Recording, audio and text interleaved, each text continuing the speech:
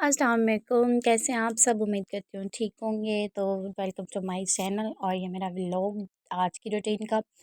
यहाँ पर मैंने बेडशीट जो है वो चेंज कर ली थी क्योंकि अरहम की तबीयत ठीक नहीं थी, तो उसने वोमिटिंग कर दी पिलो के कवर्स वगैरह पर भी, तो वो मैंने सारे उतार लिए। तो मैंने कहा चलो वॉशिंग मशीन पे ही वॉश कर लेती हूँ। ये रही अरहम की वॉशिंग मशीन, मैं इस पर कपड़े धो रही हूँ और इसका एक्सपीरियंस मेरा कुछ ऐसा रहा कि बच्चों के कपड़े तो ये ठीक धो रही थी, लेकिन उसने मुझे कहा था कि ये बड़ों के कपड़े भी 2 सूट पर टाइम ये वॉश कर लेगी।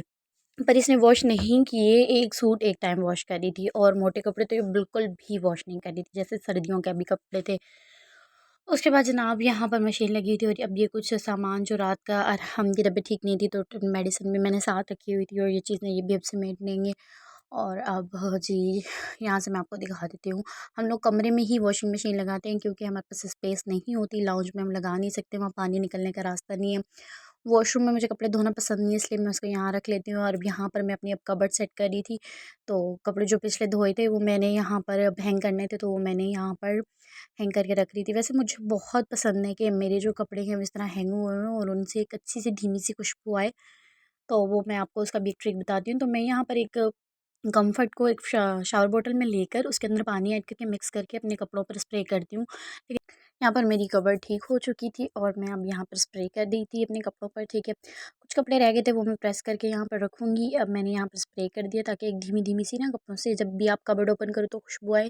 साथ में यहाँ पर मेरा ऑर्गेनाइज़र है, इसमें मैंने छोटे-छोटे बॉक्स के अंदर मैंने छोटी-छोटी चीज़ें रखी हुई जो मुझे नहीं मिलती। तो ये रही मैं जी, और मेरे होलियों को इग्नोर करना क्योंकि अभी मैं काम कर रही हूँ और काम करने के बाद ही मैं फ्रेश होती हूँ, ठीक है। अब जी जो कपड़े मेरे धुल रहे थे वो धुल गए, जो धुले हुए थे, जो ड्राई होकर सूख चुके थे, तो उनको मैं साथ-साथ समेट भी रही थी यहाँ पर। और अभी मैंने रूम क्लीन नहीं किया था क्योंकि वॉशिंग मशीन लगाई हुई थी।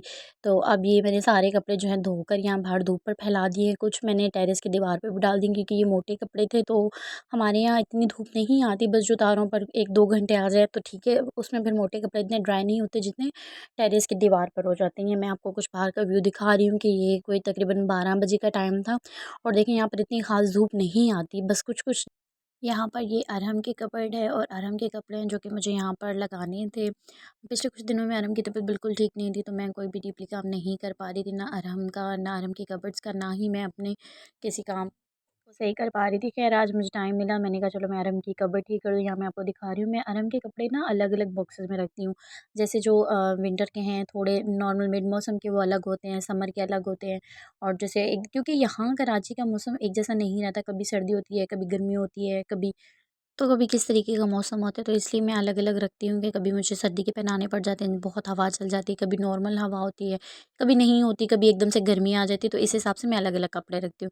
यहाँ पर ये मेरे भी जो रेगुलर के कपड़े थे वो भी मैंने सेट कर लिए थे साथ बैठे-बैठे ही, और अरहम की कपबोर्ड भी मैंने यहाँ पर सेट कर ली थी।